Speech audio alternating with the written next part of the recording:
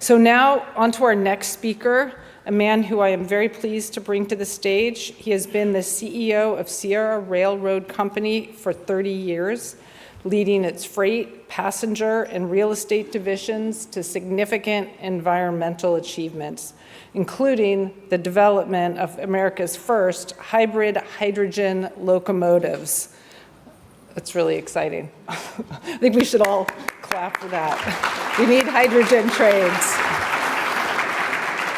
In collaboration with the state of California, his company, Sierra Northern Railway, was named the most environmental railroad in 2024.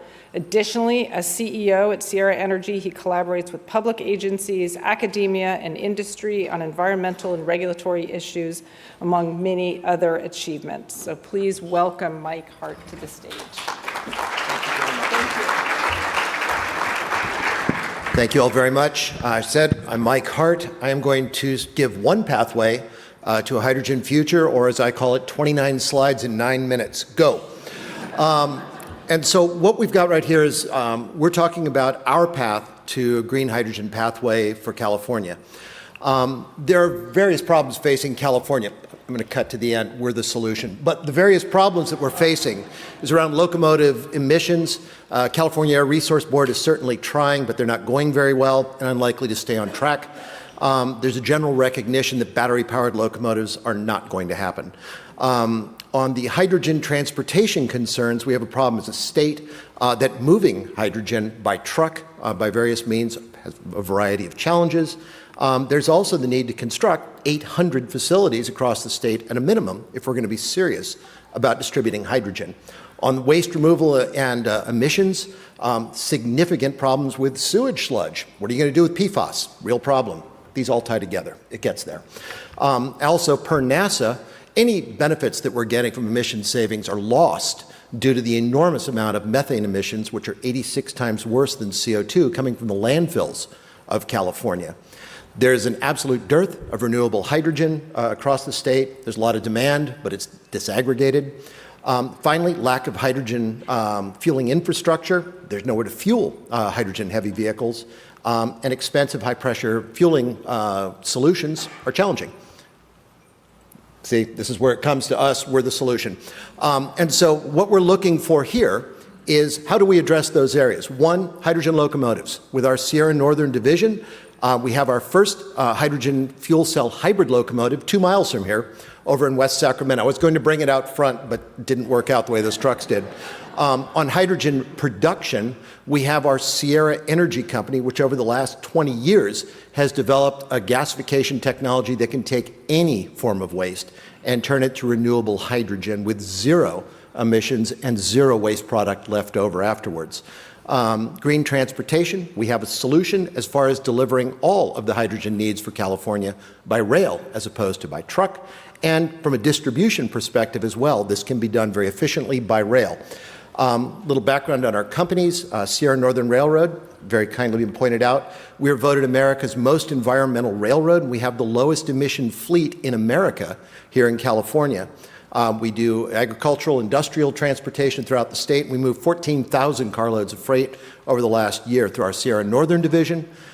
Sierra Energy, our FastOx gasification technology, can make hydrogen from nearly any form of waste. We have our demonstration facility down in Monterey County in partnership with the U.S. Army. And we're now entering licensing agreements across the country. Our intention with this technology is not to own it all ourselves. Our objective is to put this in the hands of anyone who needs the technology through licensing globally. We have over 10,000 requests at this point. So when we talk about hydrogen locomotives, I said I was going to go fast. Sorry about this. But I want to thank right up front California Energy Commission. There's folks here from there. You guys rock. They gave us the grant that was necessary. That foundational $4 million grant allowed us to develop a hybrid hydrogen locomotive. Now, I'm saying the first in the United States. It's kind of cheating because in North America, Canadian Pacific Kansas City Railroad has one that they've developed, much more expensive. It's an awesome unit, but in America, we're the first. Hydrogen switcher locomotive demonstration, we just ran our first test 2 weeks ago, so it is now actually operating 1 year after we broke ground on the thing. I also want to thank CalSTA. They just gave us a grant for doing 3 additional locomotives, which will also be built here in California. and also the Sacramento Quality Air Management District. They've been awesome in helping us. This is CARB when they came out to visit us last year. They didn't know I was going to show them that picture. You all look great. But this is the first thing. This was February of last year when we started. Here's the plan for how the, not that screen, this screen over here, but how it works. It's all modular, which means that we can swap these out and change as battery densities improvement, as fuel cells improve, and fueling techniques change. We can swap out the way it's done. I want to thank our partners with Ballard and a number of other folks that are in there. Hang on a second, there's going to be a slide, looks like a NASCAR thing, as far as the people that have helped us. But the idea is to make these hydrogen locomotive available nationwide, certainly in California first. This is the demonstration just a couple of weeks ago. The two modules that are missing there actually were tested separately, and they're being mounted. Safety issues, making sure we've got them all set. We get into hydrogen production. This is our Sierra Energy. This is our facility in Monterey, where we can take any form of waste and have demonstrated this and turn it into renewable energy. Partners include a lot of great agencies, including the U.S. Army. Breakthrough Energy Ventures has been our lead investor as we've brought this technology forward. But as we've now been demonstrating, taking waste and turning it to clean energy, this is where it's been happening at the Army base down in Monterey County. This is how the technology works. You introduce any form of waste into the gasifier. You inject oxygen and steam at the bottom. The oxygen reacts with the carbon in the waste. That creates the energy. The synthesis gas that's recovered is carbon monoxide and hydrogen. No, we don't need external energy to do that. The heat is actually created by the reaction. It's a chemical reaction. What you then have at 4,000 degrees Fahrenheit, 2,200 for our European friends, when that comes out, it's liquid metal and liquid stone, which allows you to capture all of the materials in the waste. It's 100% recycling. These are the different types of waste that we have demonstrated can be completely converted using the process. Tires, municipal solid waste, biomass, batteries, hazardous waste, medical waste, construction and demolition debris, and electronic waste. You recover all of the metals that are in that in addition to converting the waste into clean synthesis gas. Synthesis gas allows you to do one really cool thing. That yellow wedge there is what most people talk about when they talk about sustainable fuels. It's fats, oils, greases, and seed oil. The rest of those feedstocks become available with high temperature gasification. Forest residue, waste, all of these different feedstocks can be converted to sustainable fuels like hydrogen. Once you've created synthesis gas, which is carbon monoxide, CO, and hydrogen, H2, once you create that, there's a wide variety of things that you can create with it. Why did I do this? Because we have our own fleet of 42 locomotives, and I wanted to make my own hydrogen fuel. I've been in this for 20 plus years now, making this process so we could make our own fuels. Turns out a lot of other people would like hydrogen as well. So this is the pathway that we've been following.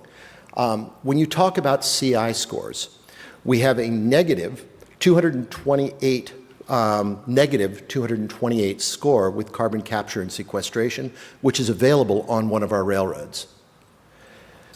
This is a complicated slide, and if anybody's interested, there'll be a QR code at the end so you can get a copy of it. But this talks about our path moving up the TRL scale over the last 20 years and our cumulative investment between us and our financial partners. We've invested $74 million to demonstrate this technology. We now have people that are ready to start implementing this technology globally. We talk about transportation. Folks, if you want to reduce emissions, step one is get out of trucks and move to rail. That is the best thing that you can do as a state. Encourage move to rail, because it is far and away the least polluting thing. Even with the dirtiest locomotive you've got, you are saving a huge amount of emissions. Then use more efficient locomotives like our Tier 3s. That reduces emissions even further. When you use hydrogen, you get to zero. But guess what? If you use renewable feedstocks like we're talking about with CCS, you actually can have negative carbon impacts by moving freight by rail. Another thing that I'm going to talk about, it'll blow a lot of your minds, so send me an email later and I'll explain it in detail. Using iron to transport hydrogen. In other words, when you flood ferrous oxide with hydrogen, when you flood it with hydrogen, what you get is water and Fe, elemental iron. Everybody understands the ferrous cycle, that's how it works. You transport the iron, and what you have is potential hydrogen. When you then flood that with steam, you get the hydrogen back and water. So there is an enormous opportunity to transport hydrogen as blocks, utterly inert, totally safe, and move it by rail. And so our solution is using these blocks that can then be slid under locomotives, under trucks, which mean that you have no explosive risk functionally for moving hydrogen. So that's the approach we're going to be using, and it allows California to move hydrogen safely, inexpensively, without any of this fueling folderol. You move hydrogen with a forklift, and that's how you fuel it as well. One forklift, you've got it solved. You've got a fueling station. Finally, as far as locations, we can put a hydrogen fueling station anywhere in the state where there's a railroad track near a road. In 2 to 4 weeks, there are no permits required of any sort. Those from city government will be a little shocked, but it's under what's known as federal preemption for railroads. We put in a siding, we put in some asphalt. Once it's done, you have a hydrogen fueling station in 2 to 4 weeks. This is what we're planning on doing, is making it available across California. Hundreds of these could be put up in virtually no time at all.